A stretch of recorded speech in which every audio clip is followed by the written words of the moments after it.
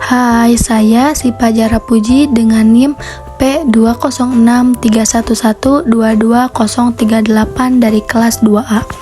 Di sini saya akan memaparkan materi terkait pendidikan anti korupsi. Korupsi yang terjadi di negara ini sudah memprihatinkan.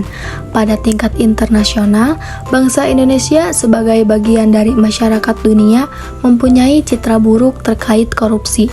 Berdasarkan indeks persepsi korupsi yang dikeluarkan oleh Transparansi Internasional, Indonesia pada tahun 2017 memiliki indeks sebesar 37 dari 100 dan menempati posisi 96 dari 180 negara yang disurvei.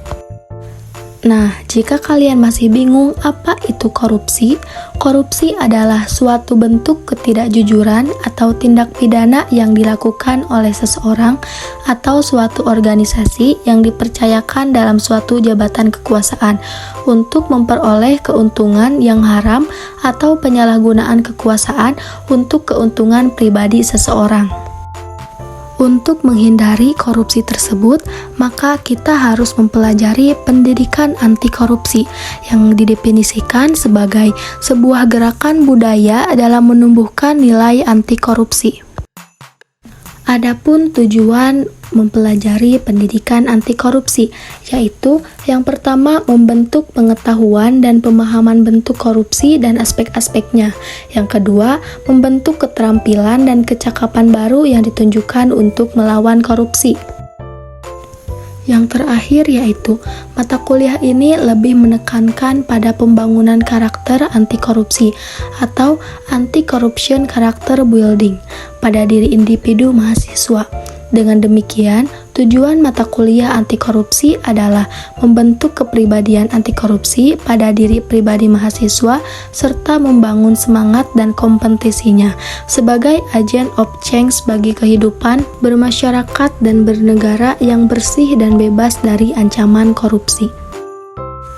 Berikut lembaga anti korupsi, diantaranya yang pertama KPK atau Komisi Pemberantasan Korupsi, yang kedua CPIB, dan yang terakhir ICAC. Selanjutnya nilai-nilai anti korupsi, yaitu jujur, peduli, mandiri, disiplin, tanggung jawab, kerja keras, sederhana, berani, dan adil.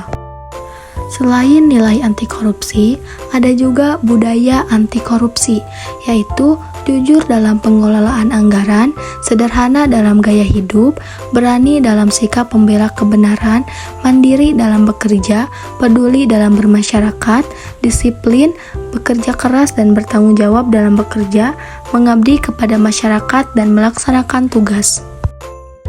Kemudian macam-macam korupsi. Yang pertama, kerugian keuangan negara. Selanjutnya yang kedua, suap menyuap. Lalu penggelapan dalam jabatan. Lalu yang keempat, pemerasan. Kemudian yang kelima, pembuatan curang. Selanjutnya yang keenam, benturan kepentingan dalam pengadaan. Dan yang terakhir, gratifikasi.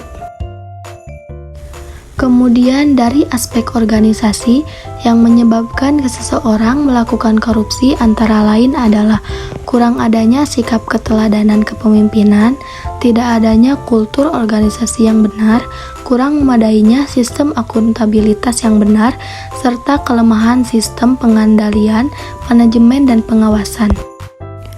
Sebelum video ini berakhir, saya akan menampilkan sebuah video yang saya dapat dari akun YouTube Cerdas Berkarakter Kemdikbud Republik Indonesia yang berjudul Pribadi Jujur Anti Korupsi.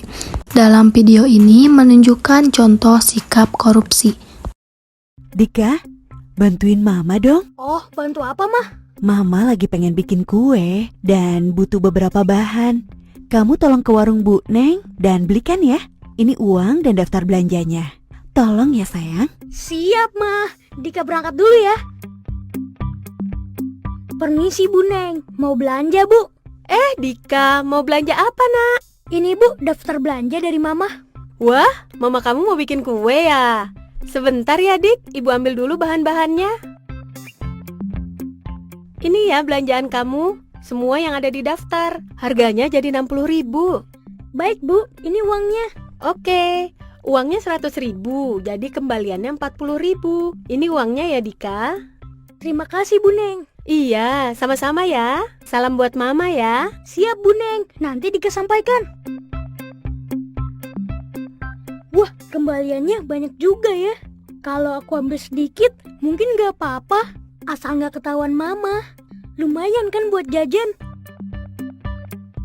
Mah, ini belanjaannya.